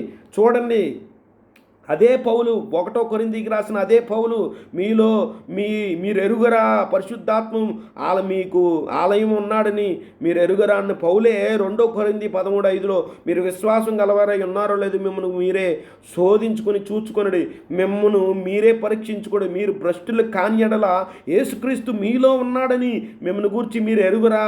పరిశుద్ధాత్ముడు మీలో ఉన్నాడని మీరు ఎరుగరా? యేసుక్రీస్తు మీలో ఉన్నాడని మీరు ఎరుగరా? 2 వచనాలు కలిపి చదవండి ప్రియులారా, పక్క పక్కన పెట్టుకొని చదవండి. క్రీస్తు నా యందు నివసించుతున్నాడు. పరిశుద్ధాత్ముడు ఎవరు? క్రీస్తే నా యందు నివసించున్నాడు. యేసుక్రీస్తు మీలో ఉన్నాడని ఎరుగురా? పరిశుద్ధాత్మ మీలో ఉన్నాడు ఎరుగురా? పరిశుద్ధాత్ముడు మూడో వ్యక్తి కాదు, సాక్షాత్తు యేసుక్రీస్తు వారే ఆత్మరూపిగా మనలో ఉన్నాడు. మరి వేరే వ్యక్తి ఉన్నాడంటే మీకు క్షేమం కాదు ప్రియులారా. మీరు దేవుని యేసుక్రీస్తు మనం తక్కువ చేస్తూ చూస్తున్నారు ప్రియులారా. ఇది ఎంత మాత్రం మీకు క్షేమం కాదు ప్రియులారా. ఇంకా చూద్దాం ప్రియులారా.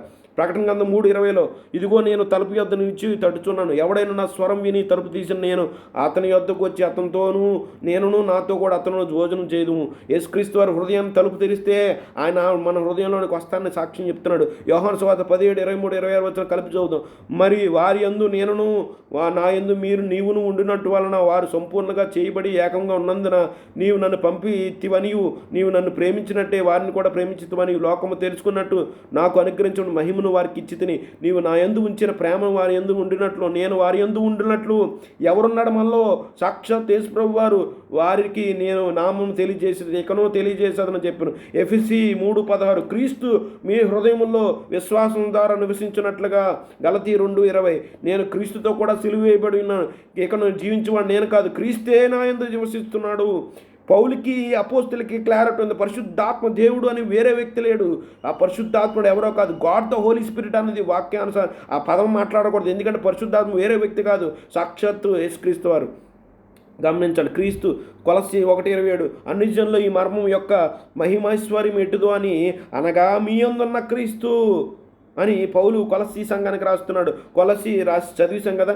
యోహాను సువార్త 20:21 అప్పుడు యేసు మరలా మీకు సమాధానం కలగా, తండ్రి నన్ను పంపిన ప్రకారం నేను పంపుచున్నానని చెప్పాడు. తండ్రి పంపించాడు, ఇద్దరు వ్యక్తులు పంపించలేదు యేసు ప్రభు వారిని. రెండో వ్యక్తిని మొదటి వ్యక్తి మూడో వ్యక్తి తండ్రే పంపించాడు లోకానికి.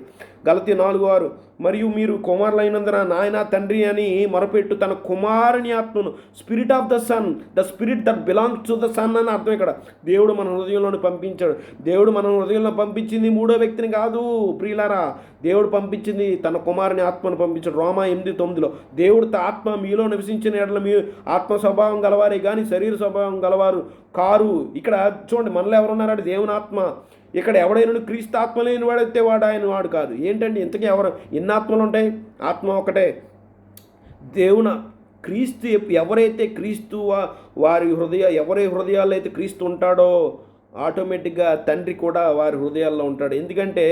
ఎందుకు చూడండి, తండ్రిలోనూ యేసు ఉన్నాడు, యేసులో తండ్రి ఉన్నాడు. కాబట్టి మనం క్రీస్తు ఆత్మను కలిగి ఉంటే సాక్షాత్తు దేవుని ఆత్మనే, తండ్రి యొక్క ఆత్మను, తండ్రి పరిశుద్ధాత్మ దేవునికి వేరే వ్యక్తిని కాదు, తండ్రి యొక్క ఆత్మను, తండ్రినే మనలో నేను ఒక వాక్యం నా వాక్యం గౌక్యం లేదు, నేనును నా తండ్రి వచ్చి వాని యొద్ద నివాసం చేద్దాను. ఇద్దరు వచ్చి అంటే ఇద్దరు వ్యక్తులు వచ్చి కానీ కాదు, ఒకే ఆత్మ ద్వారా పరిశుద్ధాత్మ అనే both the father and son share same spirit. చూడండి, మనకు తండ్రి దేవుడు ఒక్కడాయన తండ్రి, మనకు ప్రభు ఒక్కడాయన తండ్రి.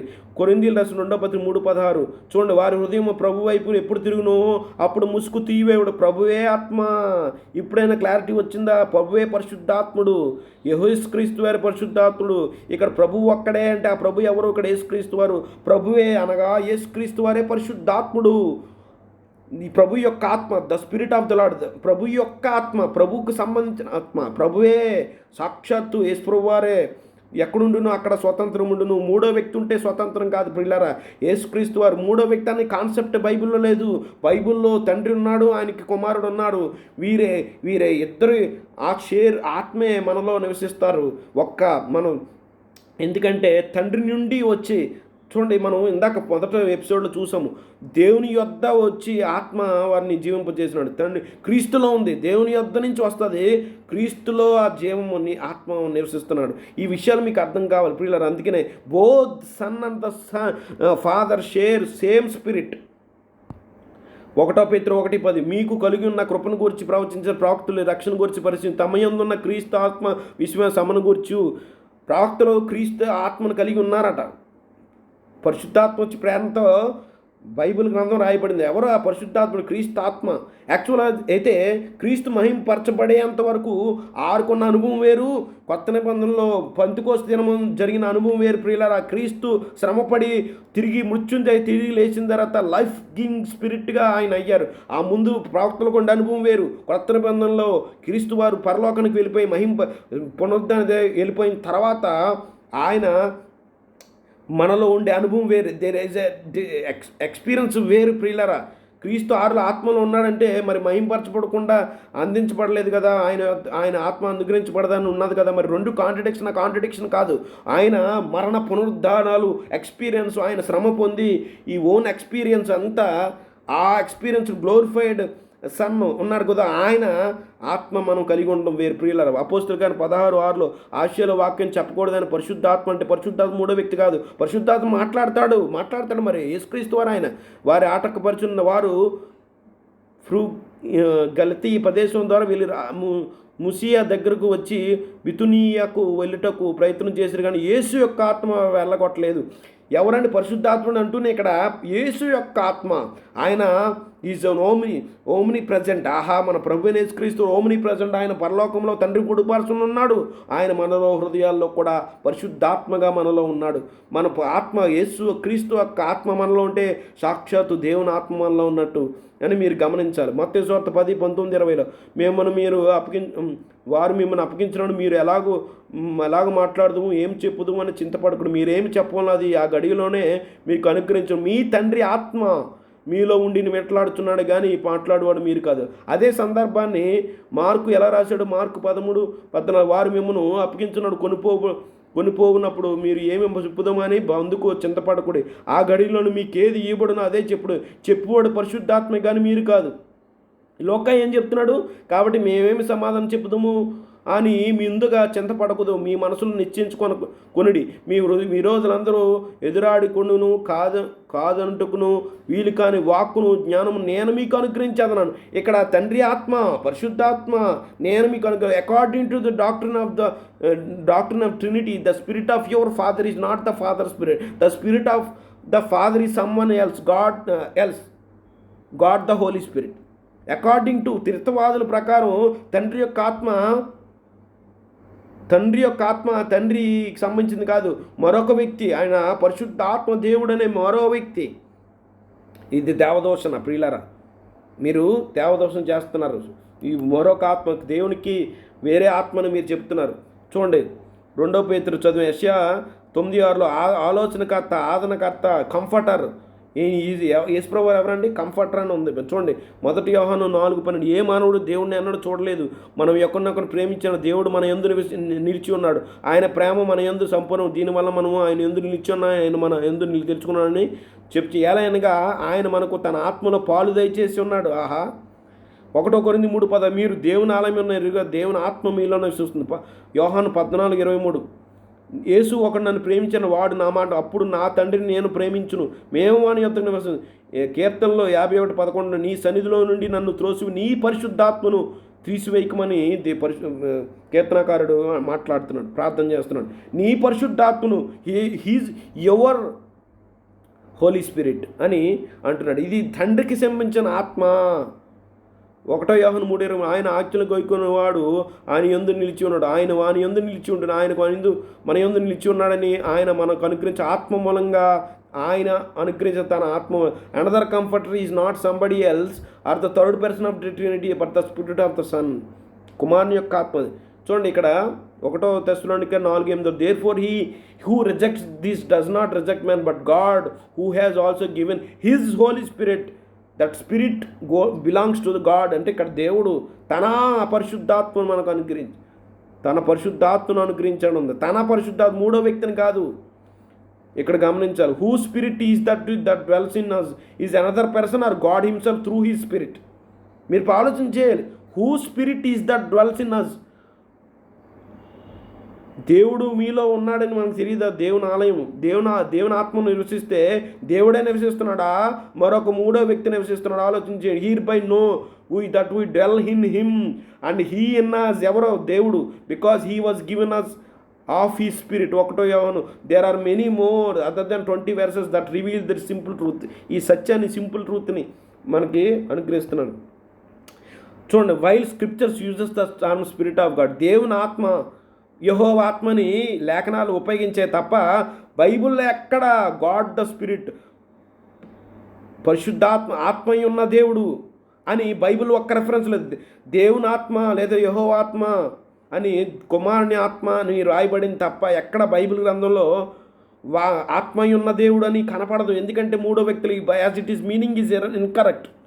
That rules of grammar tells us that the phrase God the Spirit means it is a spirit that is God, while the spirit of means this is the spirit that belongs to God. As you can see, they have different meanings and only one can be correct. But which one? The one that is found in the Bible, of course. The other came from the Catholic Church. The phrase like God the Spirit, God the Holy Spirit, Catholic Trinitarian terms that resulted from Satan through man. అంటే ఈ పరిశుద్ధాత్మ దేవుడు, ఆత్మయున్న దేవుడు అని బైబిల్లో ఒక్క reference. ఇది క్యాథలిక్కులు పొనుపుచ్చుకున్న దుర్బోధ. ఇది సాతాను వాడు ప్రవేశపెట్టాడు 381 సంవత్సరంలో. స్పిరిట్ ఆఫ్ గాడ్ అనాలి తప్ప గాడ్ ద స్పిరిట్ అనకూడదు. Why does the Bible never uses the phrase the God the spirit? ఎందుకు బైబిల్ ఆత్మయ్య ఉన్న దేవుడని రాయబడలేదు తెలుసా? Because God spirit is not another God. ఎందుకంటే దేవుని ఆత్మ మరొక వ్యక్తి కాదు, సాక్షాత్తు దేవుడే. మరొక పరిశుద్ధాత్మ దేవుడు వేరే వ్యక్తి కాదు. పరిశుద్ధాత్మ ఆత్మ దేవుని ఆత్మ అని రాయబడింది. ఎందుకంటే ఆత్మ దేవునికి సంబంధించింది, దేవుడే తప్ప మరొక వ్యక్తి కాదు. No sins. చూడండి, it uses spirit of God. దేవుని ఆత్మ అని వాడబడింది బైబిల్ గ్రంథంలో. Because the holy spirit is God's own spirit. It is not a difficult concept. No sincere Christian should ever be caught using unbiblical terms like God the Father, God the Spirit, as you would be following in the footsteps of Antichrist. మీరు మరొక ఆత్మయున్న దేవుడు అని బైబిల్లో లేని పదాలు sincere క్రైస్తవుడు కూడా వాడబడ్డాడు. ఎందుకంటే ఇది అపవాది అబద్ధ క్రీస్తు అడుగుజాలను నడటమే ఇవన్నీ. Terms such as God spirit, the spirit of God, the spirit of Christ, my spirit, he spirit and the holy spirit are used to name just a few. ఇవన్నీ వాక్యానుసారం. ఏవి వాక్యానుసారం? దేవుని ఆత్మ, క్రీస్తు ఆత్మ, నా ఆత్మ, హీ స్పిరిట్, ఈ పరిశుద్ధాత్మని, ఇవన్నీ Bible. Also the scripture never tell us to pray to worship the spirit. ఎక్కడ బైబిల్ ఇలా చెప్పదు. వైవుడ్ చూడండి. కాబట్టి ప్రియులారా గమనించండి, నేనేమంటానంటే below are the forces found in the scripture for the father, son and the holy spirit compared to the trinitary phase.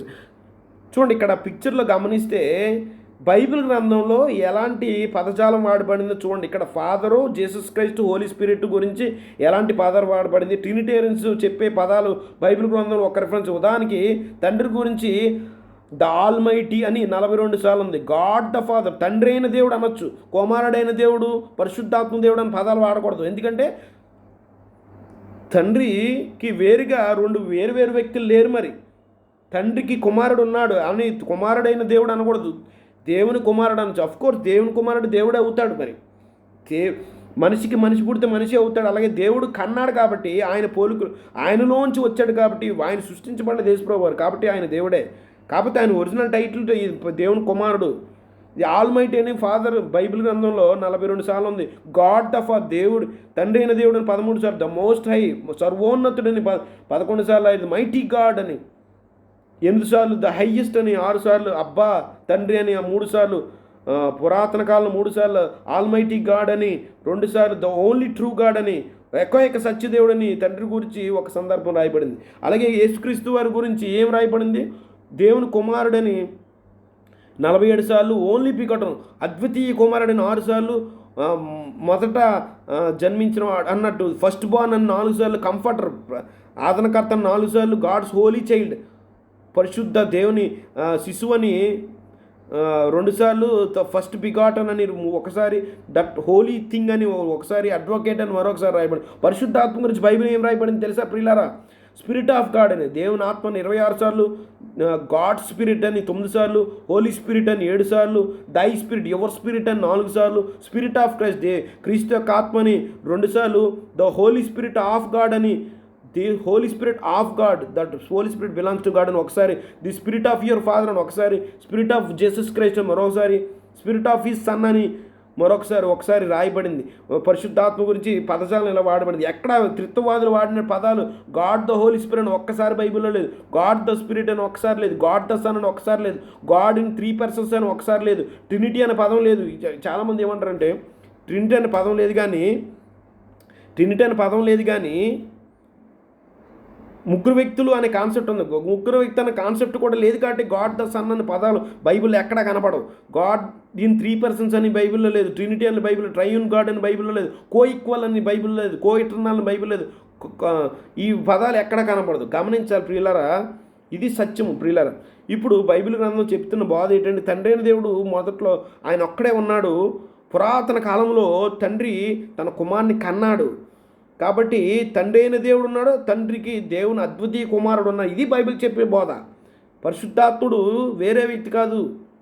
పరిశుద్ధాత్ముడు జీవింపజేసే ఆత్మ. యేసుక్రీస్తు వారే జీవింపజేసే ఆత్మ, మూడో వ్యక్తి కాదు. ఇక్కడ తండ్రి ఉన్నాడు మొదట ఎటర్నిటీలో. ఆ ఎటర్నిటీలోనే ఆ నిత్యత్వంలోనే తండ్రి కుమారుని కన్నాడు. ఇది బైబిల్ చెప్పే. ఇది చూడండి, పై పిక్చర్ ఏదైతే ఉందో అది త్రిత్వవాదులు బోధించే బోధ. ముగ్గురు వ్యక్తులు ఉన్నారు మొదట సృష్టి చేయకముందు. తండ్రి అయిన దేవుడు, కుమారుడైన దేవుడు, పరిశుద్ధాత్మ దేవుడు. ఈ పదాలు వాడకూడదు. తండ్రి అయిన దేవుడు అని బైబిల్లో చాలా సందర్భాలు ఉన్నాయి. ఎందుకంటే తండ్రి ఒక్కడే వ్యక్తి ఉండేవాడు మొదట్లో. మొదట్లో అంటే నా ఉద్దేశం ప్రియులారా, సృష్టికి ముందు తండ్రితో పాటు కుమారుడు ఉన్నాడు. In the beginning. చూడండి, కుమారుడైన దేవుడు పదం వాడకూడదు. ఎందుకంటే దేవుడు ఒక్కడే.